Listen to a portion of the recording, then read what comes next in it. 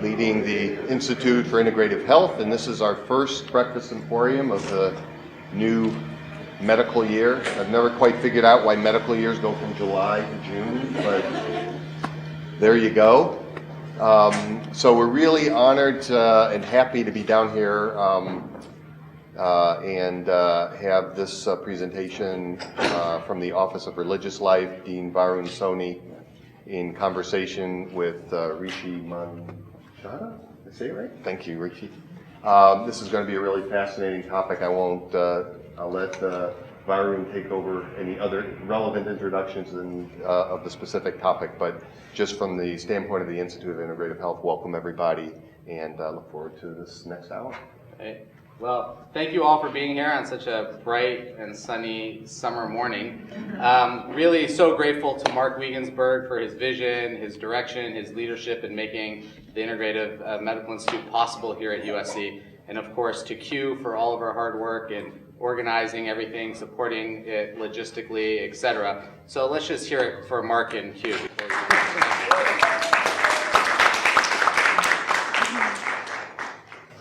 And I'm really obviously so grateful to all of you for being here. This morning what I thought we would do is for the first 30 minutes I would have a conversation with Dr. Manchanda, and then we'll open it up for question and answers for the next 30 minutes.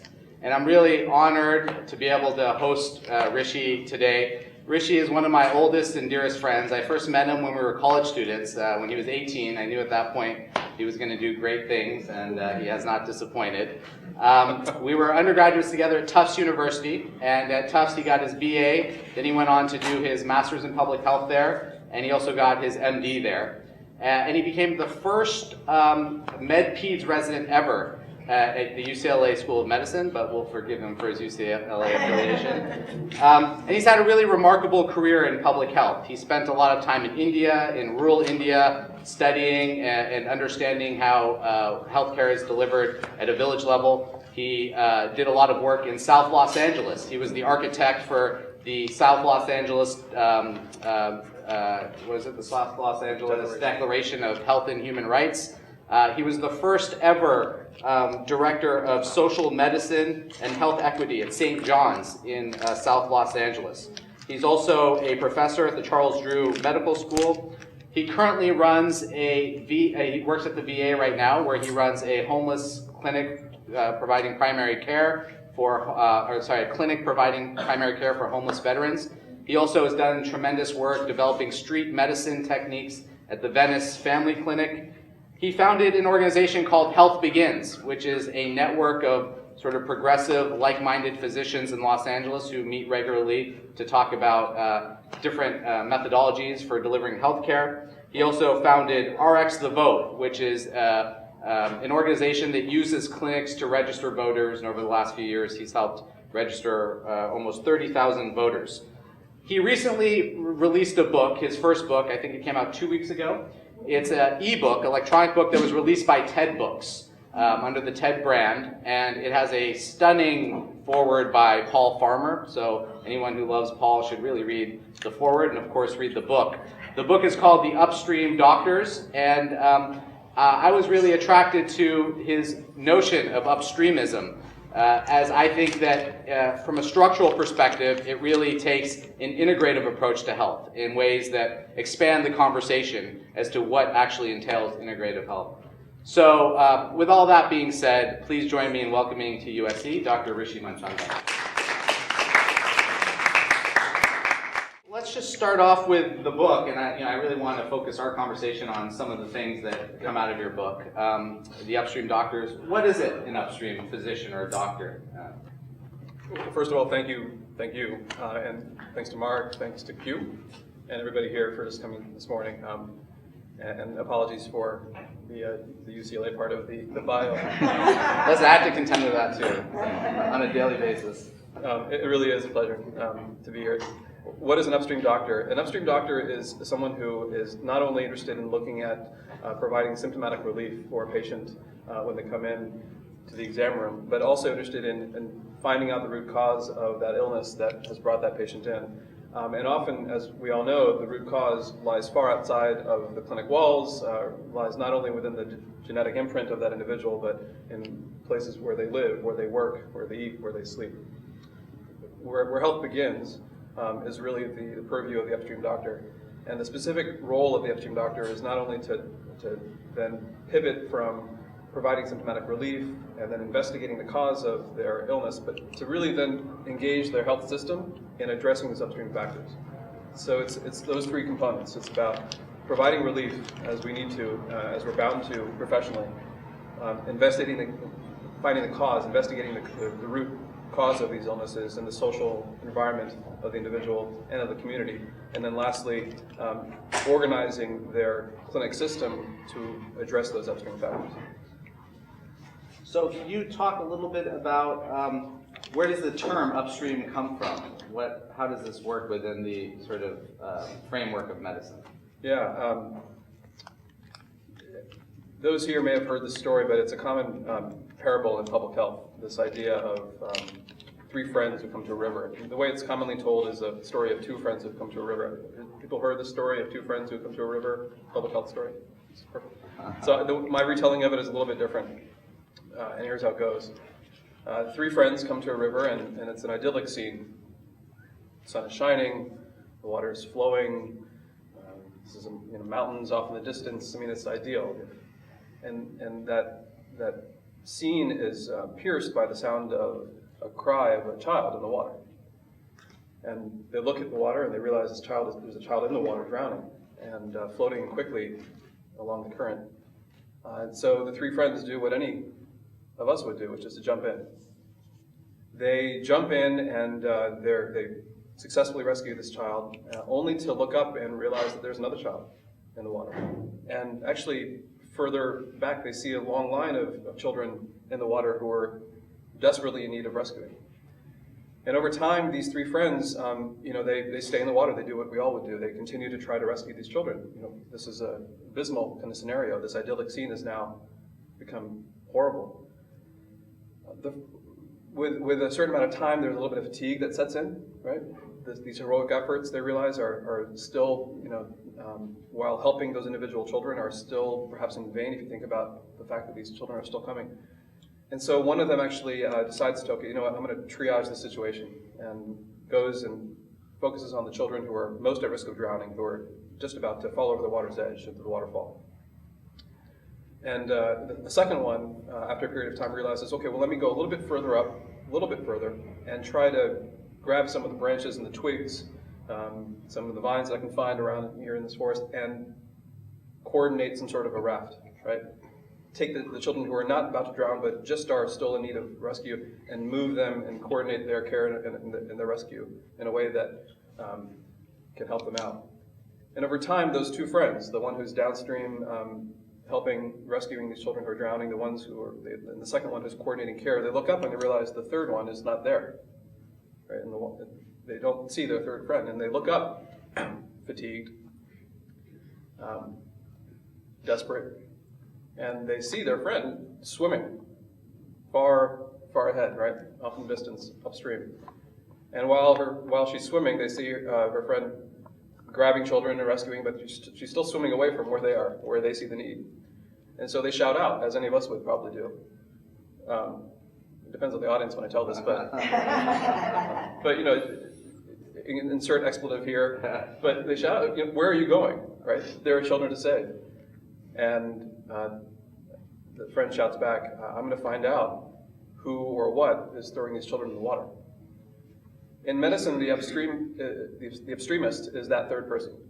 Still in the water, still rescuing children, still doing the important work of medicine, but also swimming upstream literally to find out the root causes and to address them. The other two are folks that are also in the healthcare system that we currently have. And I can speak more about that perhaps in a second, but there's a certain terminology now that I talk about in the book that describes the roles of each of these three individuals in our healthcare system. You've worked in rural India, you've worked in South Los Angeles, in very different kinds of settings. How have those two experiences helped shape this idea that you have of upstreamism? You mentioned some of the time in rural India. During time in college, and then for a year afterwards, I went to work in rural India to really understand the intersection of my two passions, of health and of social justice and of community development.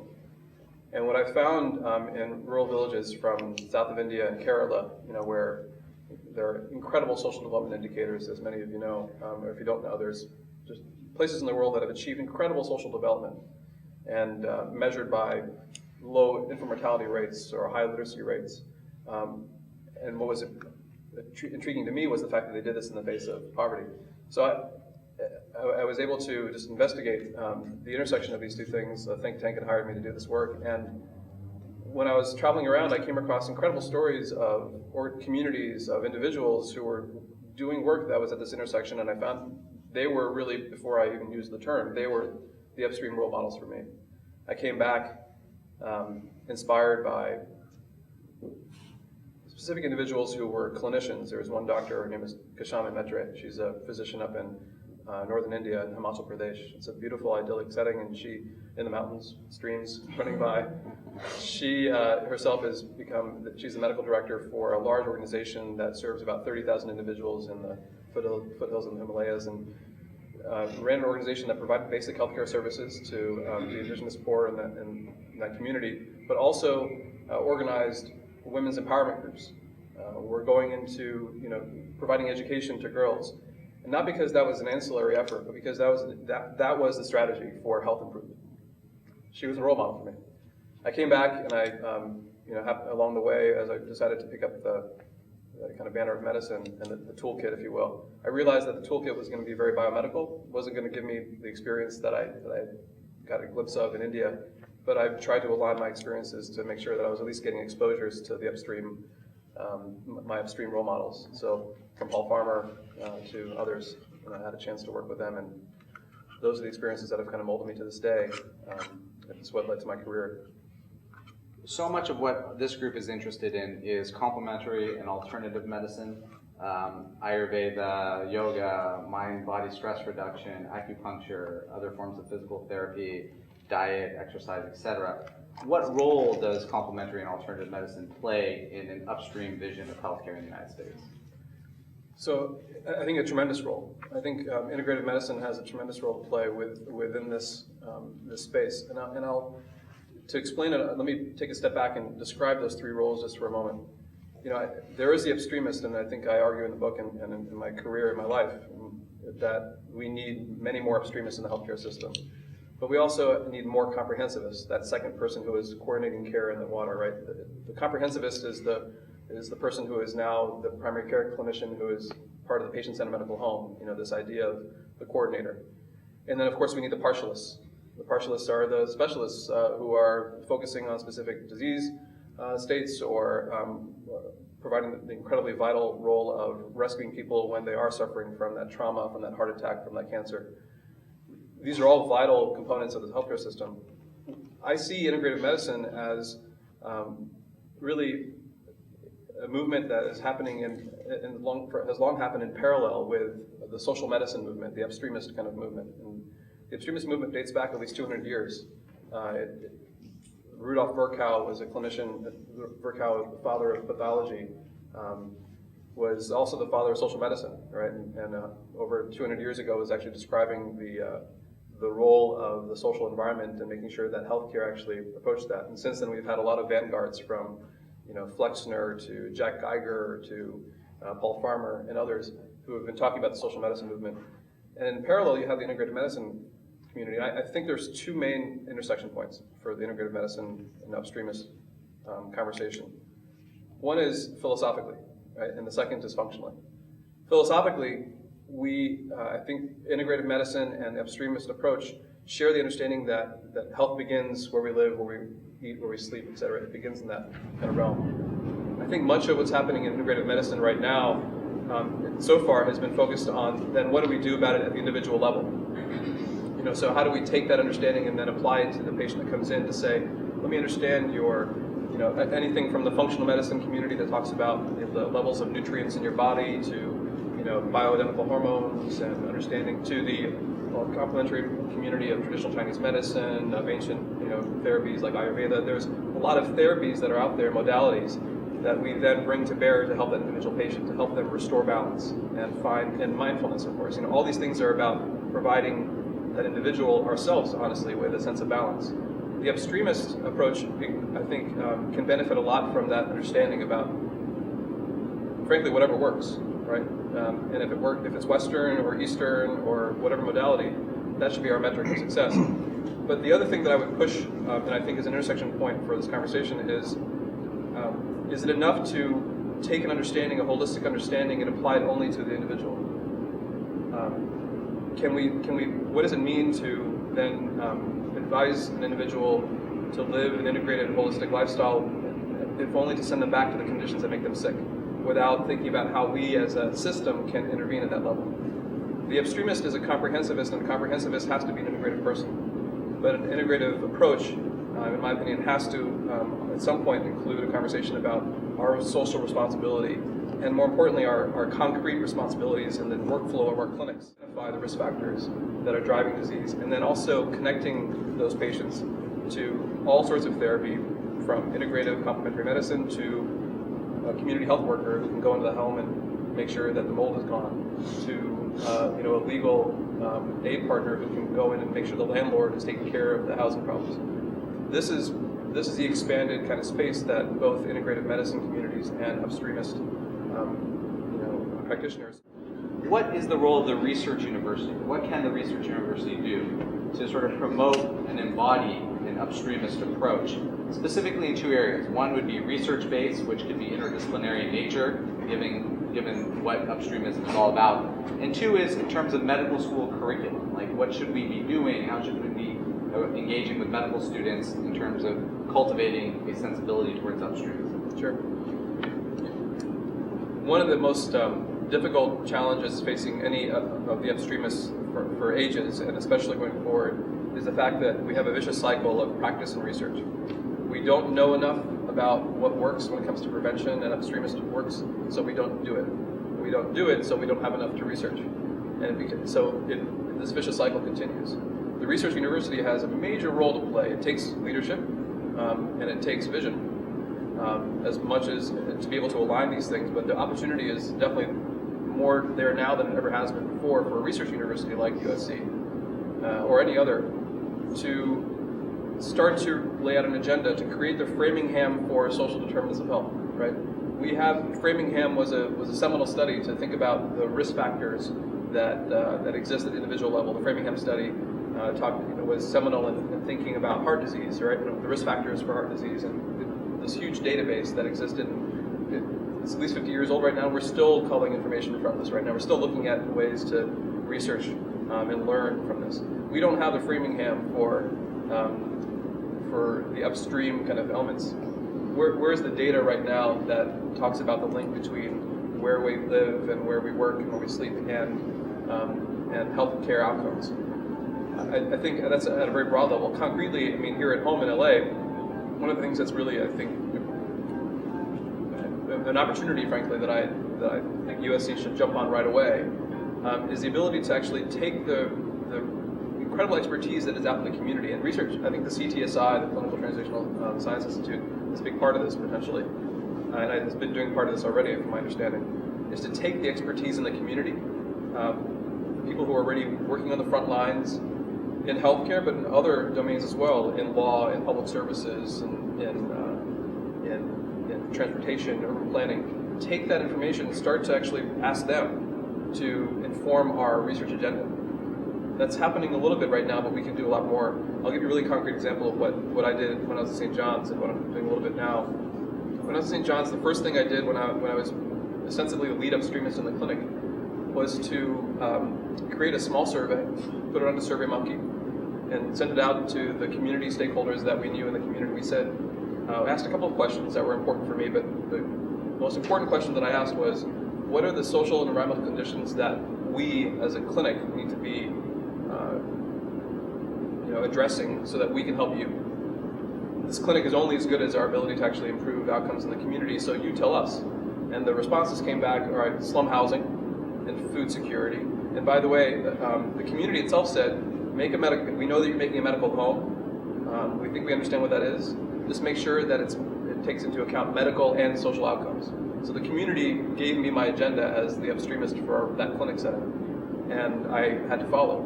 it'd be interesting to have the research universities of LA and beyond engage in that activity in a really transparent way and be able to ask the community, tell us what are the social and the environmental conditions right outside the gates, right, of this incredible institution that we can better align our research with. It's happening. I think there are some vehicles, and I'm sure many of you here are already involved in some of these. The CTSI is one of them, but that exists out there. Accelerating that would be huge. Medical education really quickly. I think that there's a lot to be done in medical education. In the book, I talk about this big, audacious goal a goal that I think all of us can lay claim to train 24,000 upstreamists by the year 2020. Right now, we have a need for about 250,000 comprehensivists, primary care comprehensivists by the year 2020. We have about a shortfall to make up of about 40 to 60,000 to get there. We have a need for about 450,000 or so. We estimate 450,000 or 60,000 will be partialists by the year 2020. So huge numbers, right? What I state in the book and what Health Begins is working on, along with a lot of partners, is to say, let's train and equip upstreamists, and let's get about 24,000 and place them into healthcare systems around the country so that we can achieve a critical mass and have healthcare systems themselves. And if we have 24,000 upstreamists by the year 2020, which is not too far away, and we have them in the healthcare systems, these are individuals whose main task that they're held accountable to is to transform their clinic to do what we did at St. John's and what I'm doing at the VA and what other people around the country are doing every day right now. We have several thousand upstreamists in the healthcare system right now. They may not know themselves as upstreamists right now, but we have a long way to go. I think medical education is something that it starts with this. So a lot of what we're doing with Health Begins is providing these kind of trainings, both in person but also now online, so that more and more people, from learners from high school to medical school and practicing clinicians alike, can start to access the information they need to be able to start making this transformation. Last question, then we'll open up for Q&A. Can you talk a little bit about Health Begins? How are you leveraging technology to create a community of upstreamist healthcare providers? Sure. And how other people can get involved as well?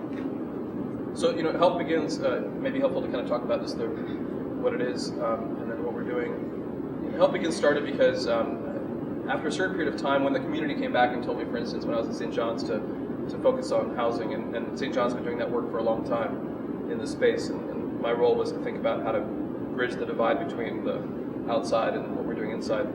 When I was doing that kind of work with some colleagues, we realized that I came across a woman who, and I talk about her in the book, is a 33-year-old woman who severe headache, was bouncing in and out of the emergency room. Turns out that and was given diagnoses saying everything's normal, but maybe it's just it's a sinus headaches or migraine. She wasn't sure what the diagnosis was. She ended up in our clinic, and before I even saw her, I knew something about her that nobody else in the healthcare system had known up to that point. And it wasn't because I'm super smart, but because my medical assistant had been trained to ask. I knew that she had mold in her home, and that she had water leaks, and she had cockroaches. The reason I knew is because the community told me to ask. So we asked as part of our routine vitals. Do you have these risk factors? So I knew this information. I walked in and I diagnosed her. She had the allergic salute. She had all these other telltale markers. I diagnosed her with chronic allergies and migraines, and then treated her symptoms, but then connected her to a community organization to help address those things. I realized with the work that we were doing, she got better, by the way. 3 months later, she came in feeling healthy, not visiting any more ERs, and not coincidentally, her housing was better because of the intervention we did. What I realized was that there were many, in doing that work, I was meeting a lot of people around the country, frankly, who were doing similar things in housing and transportation and food, trying to think about and doing it within their own clinics. So the problem is that we didn't have a community for ourselves. So Health Begins grew first out of a need to create a community. We now have about 500 members online. It's an invite-only space, but if you want to go to healthbegins.org, you can find it there. When individuals come together, we say this is at least the starting point where we have a space for would-be or current upstreamists to think and share best practices and ideas, to at least support each other, because there's nothing more lonely than being an upstreamist on the front lines by yourself, right? You need a community. You need your somehow. You need your group. What quickly happened with Health Begins afterwards is then this focus on two things: training and tools. Training is what I refer to. We do trainings for the primary care associations here in California. We talking to folks in Missouri now in terms of doing trainings for them as well, both in person and now online. So we're developing online modules, and by the end of the summer we'll have a dozen modules that are available online, so that like a CME course, any clinician or learner can come across the tidbits of knowledge they need about what's the connection between housing and health, what's the connection between food security and health. This is, in many cases, this is information that we never got. So that's a lot of what we're doing. The last component of our training is a 6-step roadmap to literally go through what it turns out are really simple 6 steps to take any idea of a social determinant and allow a clinician or a clinic worker to be able to start to address that in their clinic. Turns out it's not that complex. All we need is a taxonomy and a roadmap to be able to do that, much like we do in everything else. We need our own checklist for this upstreamist work, and that's what we're providing. That's one of our tools. The other tool that we're working on now here in LA with a couple of clinics in San Francisco, and it looks like in Boston now as well, is a Yelp-like service for patients with social needs. As part of our toolkit, we found that we include this mapping service, and it's based on this need that we found exists in pretty much all safety net settings.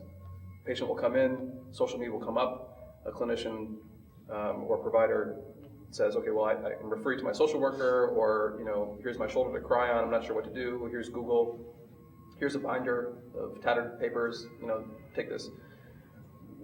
When it comes to information that's so vitally important to a patient with a social need, like where are the resources in the community, we shouldn't rely upon that inefficient process right now. We don't do it for restaurant reviews, right? If you want to find information about a restaurant you want to eat at, there are applications out there that we all know that we can use. There's no reason we can't do something as simple for this as well. So we've created that application, and we're piloting it now in clinics, so that any clinic worker or clinician can quickly take somebody who identifies with a social need and get connected to a resource out in the community. Again, a Yelp-like service for social needs. So Health Begins is doing that. Our ultimate goal is to help, in coalition, train 24,000 upstreamers by the end of 2020. I was blessed with the opportunity to write this book with the folks at TED, so it's available as an app. If you get the TED Books app, it's free. I think on iPhone or iPad. It's also available on all the kind of online retailers, so Amazon, Kindle, Barnes & Noble, and on iTunes. $1.99. Well worth your money. So let's open it up for questions and answers. And as you ask your questions, I ask that you identify yourself and maybe also your school affiliation, research interest briefly. So we'll start. Loved your metaphor, and I just wonder if you would consider adding a fourth friend. Sure. The guy who goes up there and shuts the dam.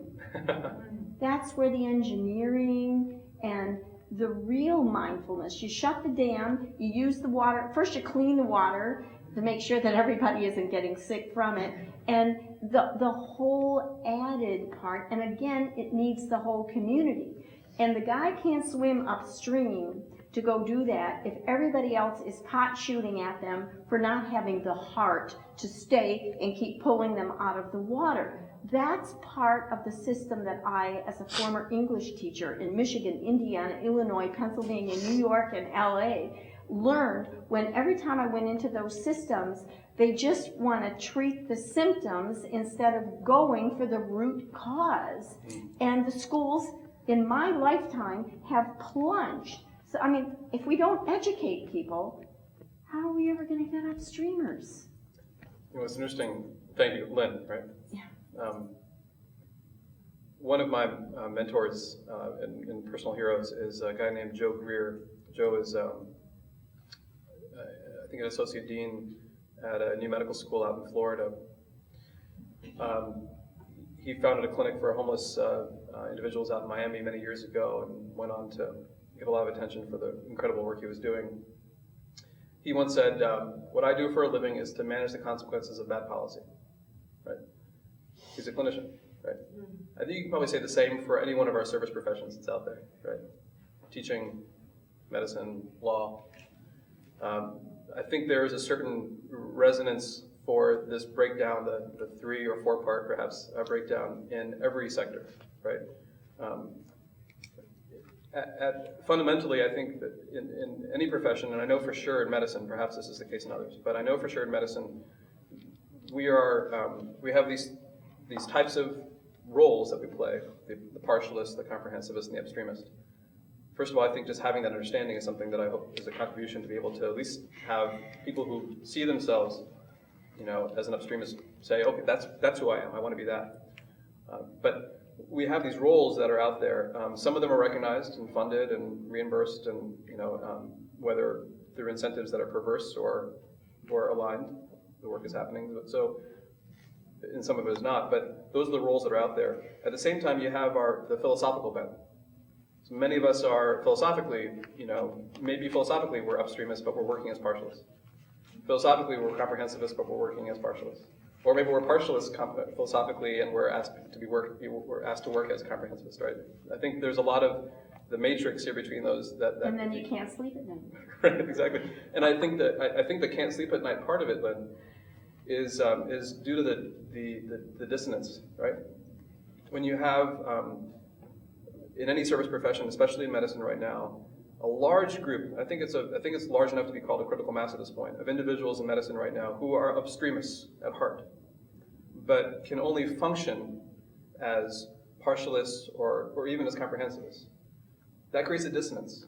And that dissonance, I think, is reflected in increased jaded cynicism and burnout rates, professional anxieties, lack of sleep at night. The question is now about, first of all, for me, naming this, diagnosing this kind of phenomena, that there is the functional kind of the world the way we are and the way we want to be, right? Who we are and what we are, right? And trying to find some congruity there, to try to bring that together, can only start when we start to recognize the roles that are out there. And that's part of why I'm using this language and saying that for the longest time, we've always been thinking about healthcare, I think. The dominant culture of medicine has constrained ourselves to think that there's only one or two ways of thinking about this. You're either a specialist or a primary care person, right? And there's a lot of, I should say, research and, this work is a clear component of it, but when it comes to the patient care component, you're either a specialist or a partialist or a comprehensivist. That's insufficient because I am one of them, and I'm in healthcare, and I've met many now across the country and across the world, really. There are people out there who've been doing this for ages, who've always seen themselves as an upstreamist. The question is, how do we take those individuals? I'm not saying everybody needs to be an upstreamist. I don't think everybody should be an upstreamist. I don't think everybody can be an upstreamist, actually, because we need people who are really skilled and have really concrete skills to do that. It's not easy work. It's incredibly rewarding work. But I think for no matter who you are, whether you're a partialist, comprehensive, or an upstreamist at heart, how do you then connect to your potential, right? And our job in the healthcare education industry, in the healthcare system, is to make sure that we match those things as best as possible. It's a human resource kind of professional development question. And it's essential that we figure it out, because otherwise we're all going to lose sleep at night. Wonderful Conversation, first of all. Thank you for bringing this and for the work you're doing, and can't wait to read your book. I think the main thing that struck me as you started to talk was something that came out of the retreat that we did at the end of this past year. I guess it was in April, actually. The Institute for Integrative Health. About 24 of us went to Catalina. And for me, anyway, from a philosophical standpoint, the main thing that came out of that retreat was putting the word environment and environmental into our vision statement, which is still going through its works. We hope the website will be up by the end of the month and you'll be able to see it all. But the vision of the Institute is really, the big vision out beyond how we're going to do it is just about really transforming the approach to health and healing in a way that includes, the biological, the psychological, the spiritual, and the environmental. And that word was added, and it was a source of great excitement and discussion. So hearing you speak really kind of validates that there's kind of a nice synchronicity there. One of the purposes we do these sessions is to get everybody together and talk about, build a collaborative research community. That's what our purpose of these symposiums are. So I guess I'm just offering either to either of you or even to the group here, because there's a number of people here to have this conversation. Dr. Kaplan from School of Social Work, what are some of the specific, and you did get to this to a certain extent, what are some of the specific ideas, that maybe are popping up in people's minds for directions we can take and starting to collaborate and really, take this kind of work forward as an institute, whether it's, proposals to CTSI, who are the players that are in the room now, what kind of ideas are there about bringing the concepts of environmental health, social justice, and its effects on health into the way we vision what the work this institute's going to do. I want to hear, I'll say something really briefly because I want to echo exactly what you're saying right now. There is an incredible opportunity right now. And if you think about 2 days ago, my wife, full disclosure right now, is a clinician as well, and she's just started up a wellness center, in Studio City. She did global HIV work for 5 years and is now starting up her own medical practice, a holistic kind of medical practice up in Studio City. And so, in many ways, my family is the synchronicity that you have the upstreamist and the integrative medicine person talking every day, right, about finding congruence between our two kind of approaches. And we're still together. So I think there's hope. But I'll keep reporting back to let you know. And maybe you should check with her as well, because she may have a different. But my point is that I think that marriage, metaphorically, is something that we have to work towards, right? And it is such an incredible opportunity because, in some respects, the integrative medicine community right now has been dominated, and rightly so, perhaps because of the appetite that's out there and the need that's out there, by individuals who've been, and the proponents of this often speak about the components you spoke about, the biologic kind of phenomenon. How do we start to understand these phenomena in ways that are well past that go well past our traditional kind of conceits in Western medicine? Psychological, right? The mind-body connections, mindfulness, stress reduction, thinking about even the social component of it as well is starting to happen right now. But I think the environmental, the social justice part of it is something that is still not yet, it's not had enough voice given to it yet. But I know it's so vital, and I think about the story of and I'm going to refer to the Bodhisattva kind of thing. This is something I'm looking at Varun about because he is my expert in terms of Buddhism. But one of the things that struck me early on, we both studied religion as well at Tufts, was the story of the Bodhisattva, the person who achieves enlightenment, but then realizes that individual enlightenment is nothing when it's not connected to the enlightenment of individuals around. Our own attainment of integrative medicine goals is only going to be achieved if we actually start to enmesh it within the larger social justice components that are there, and to also be able to listen to the social justice community and all of the complexity and the ugliness of the injustices that are out there, and be able to say, we may not have the answers, but we're in this with you, right? That solidarity, if I can use that word, is key, and it goes both ways. There's a lot of learning, I think, to be done in this space right now, and if we look at the threads over time, I think this is one of those moments where they're coming together. The question is, how long can we keep it intertwined and make sure it's a true marriage? Hi, I'm Debbie Winters, also from the School of Social Work, right next door here.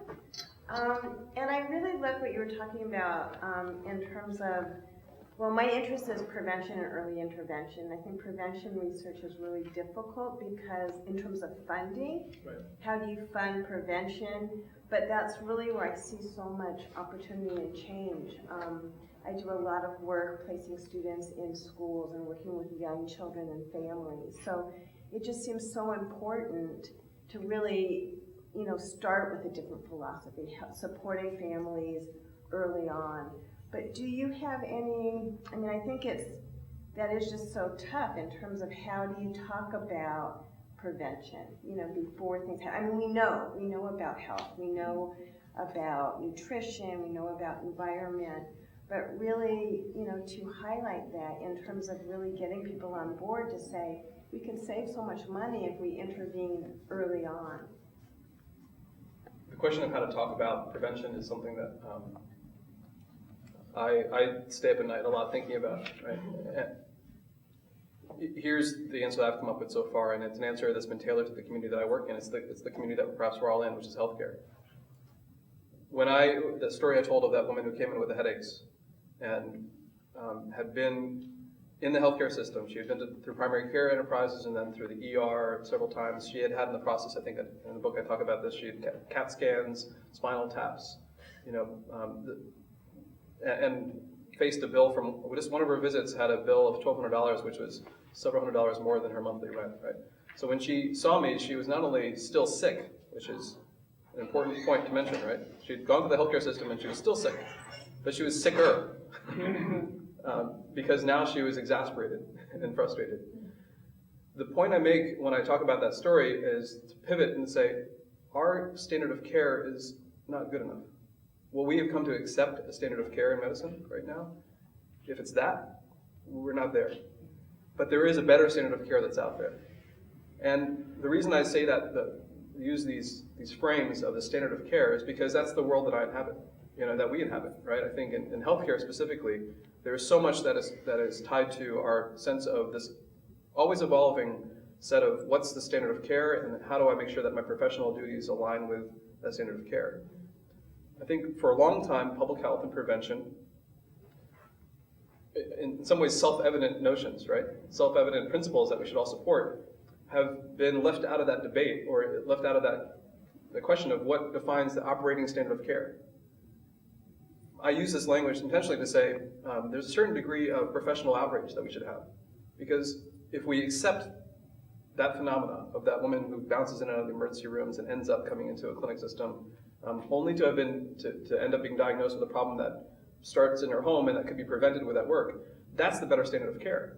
And what I say, to be a little bit contrarian, and this is something I learned from a couple of mentors, including Paul Farmer, sometimes you have to kind of stick your thumb in the eye sometimes and say, frankly, it's a choice. You're either interested in a better standard of care, and that means prevention, or you're not. And if you're not, then get out of the way. Right? We have to, I think, be a bit more, it's really time for us to be able to shift into a frame that says, this is not about asking for permission, for how do we make sure prevention is part of the dialogue. It's about making sure that people who are not interested in that either get on board or get out of the way.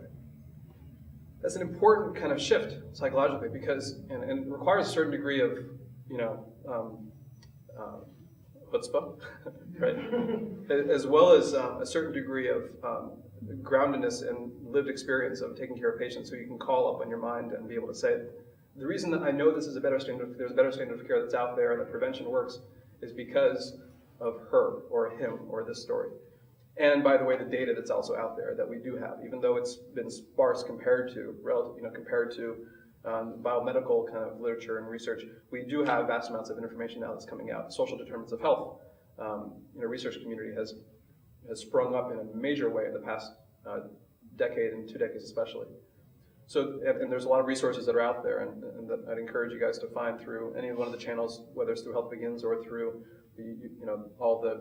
your own expertise. I know that the research is out there. The question is, how do we frame that research and frame our personal stories, and to say, this is what is expected. Let's make sure that we devote the resources to document this through research, and then promote this through our health systems. Because frankly, if we don't, we're practicing a substandard level of care.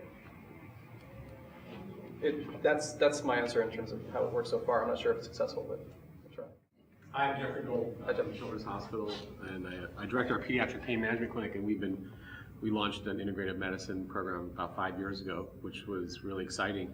But what we see in the chronic pain clinic are kids who've seen 20 clinicians, they've got chronic illness, they've got chronic pain, and we're last stop shop, and even though we've created this one-stop shop for the kids, it's often long after they could have really started to use the services that we are delivering. And everybody, all the physicians and healthcare providers want to send their kids to us so we can provide these services to them, but at the same time, everyone's looking for evidence, right? Everybody wants to know what's the evidence, which is really one of the primary missions of this particular group, is to develop innovative, creative ways of delivering research, clinical research that has application, so we can stand up and say, here's the evidence base for X, Y, and Z. And that's a big challenge. The larger mission of our group is to develop research and clinical programs and education for our curriculum here at Keck School of Medicine for the medical students. So we have a big mission, but for this group specifically at this point, it's really research. And how do we do that so that clinicians don't say, yeah, let's send the child for acupuncture because it's not going to hurt, and we've tried everything else, so why not try? And it'd be great to be able to get it on that preventative side. So how do we start to marry these worlds amongst physicians, nurses, and other healthcare providers to think about us first, and then obviously the large picture is the resources and advocacy at the state level for being able to fund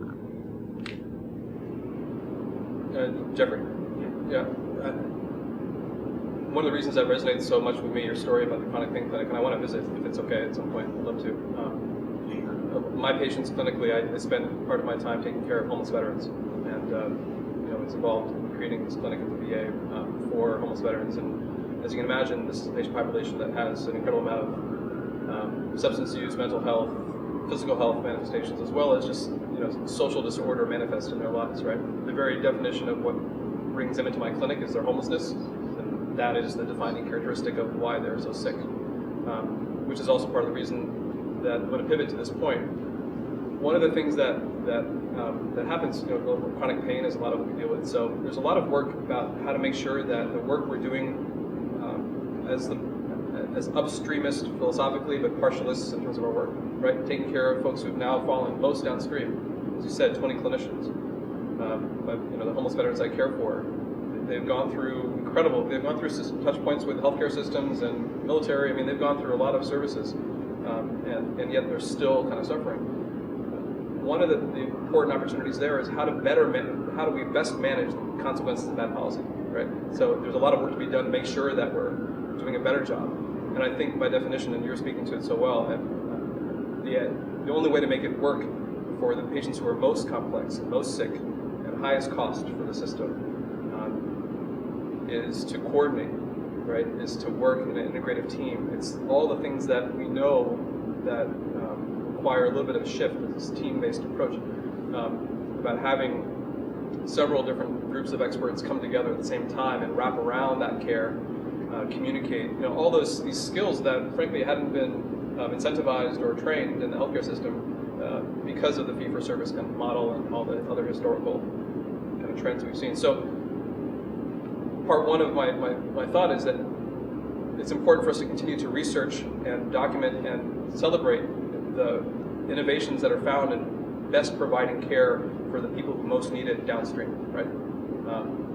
Part two, and this is the challenge, is then how to take the obstacles that come up in that transformation process, in that discovery, and then raise the flag and say, this is a systematic issue that even we in this incredible clinic, we don't have the efficacy to address the source of that problem upstream for these group of patients, right? I'm not sure. I'd be curious to learn from you what you think are some of the upstream drivers for your patient populations.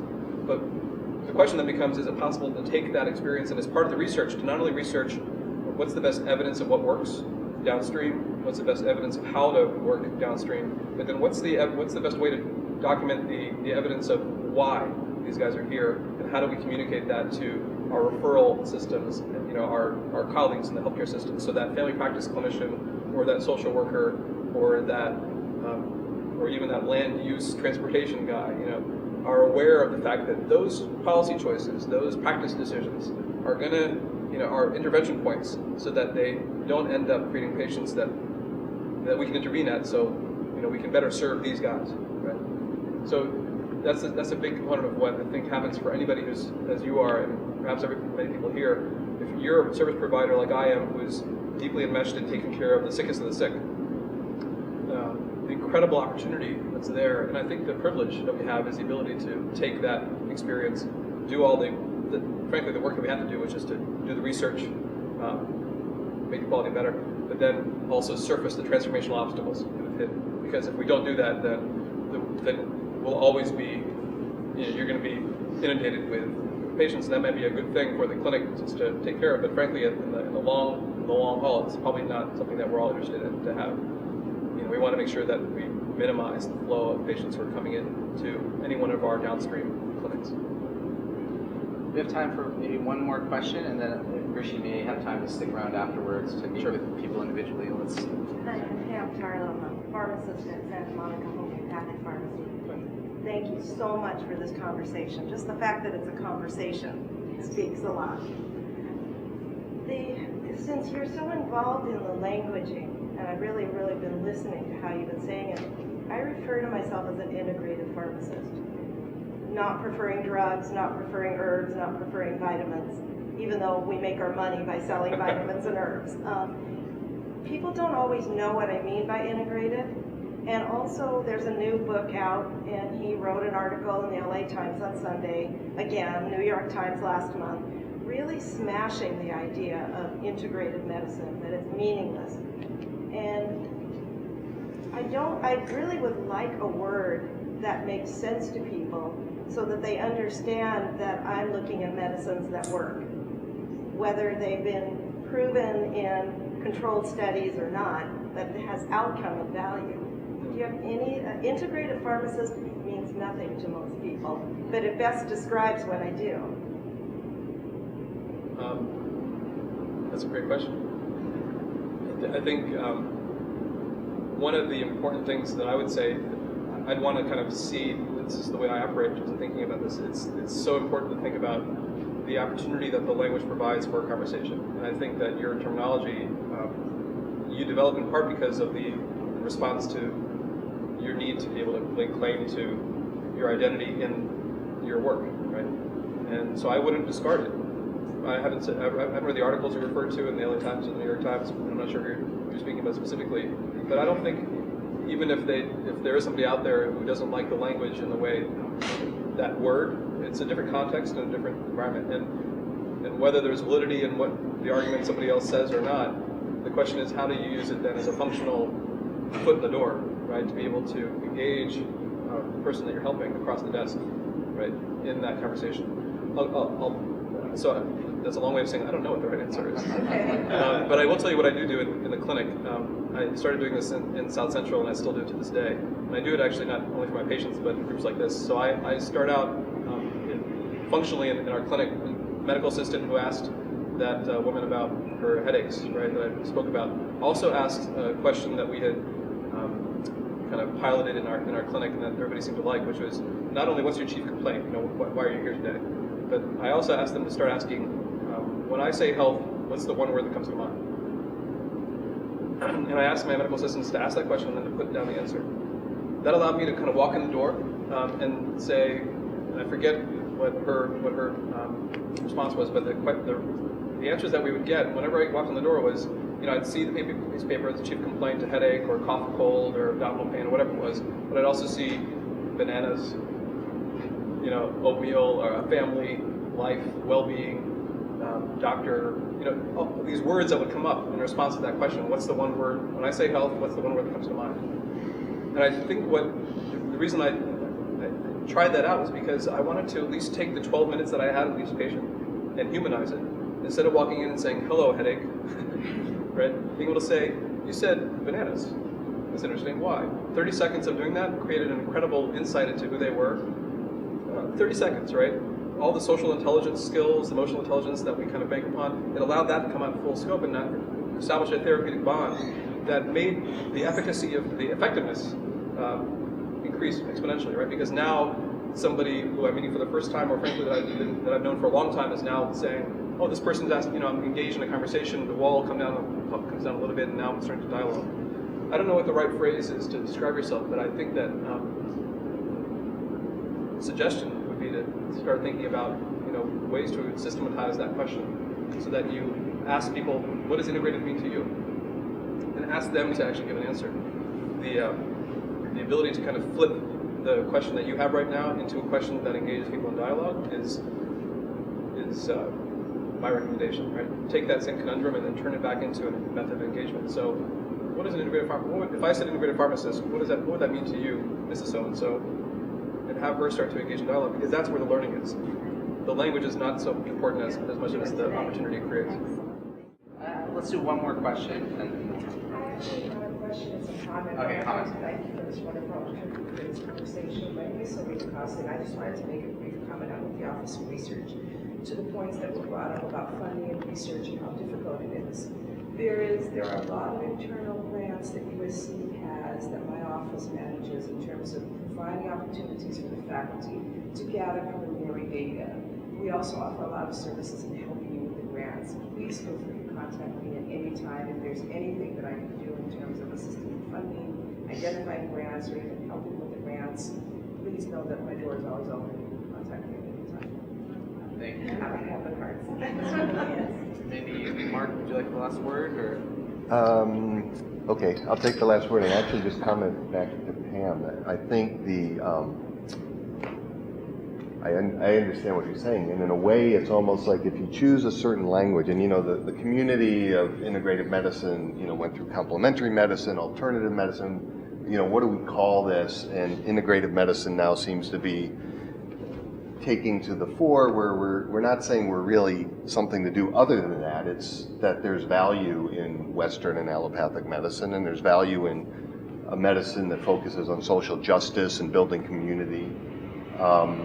But the medical community, certainly in the medical mind model, hasn't caught up with that, so hence the confusion. But where I went to with your question was in the world of, in the literature, say, neuro-linguistic programming or hypnotherapy, there's a big role to confuse somebody. It's a good thing to do sometimes because it opens up an opening, and it's what you were saying really, where something new can come in. So I would encourage you to stick with the word integrative. That's working for now. Confuse people a little bit. It works great with teenagers that I work with diabetes. When I pull some wacky thing or concept out of the wall and they just kind of look at you like this, then you know that they're engaged with you. And then you can, like you said, you start with your humanistic skills. You're able to start then working your medicine into that intervention, even interaction, even more. So. I just want to thank you both again. It's been wonderful.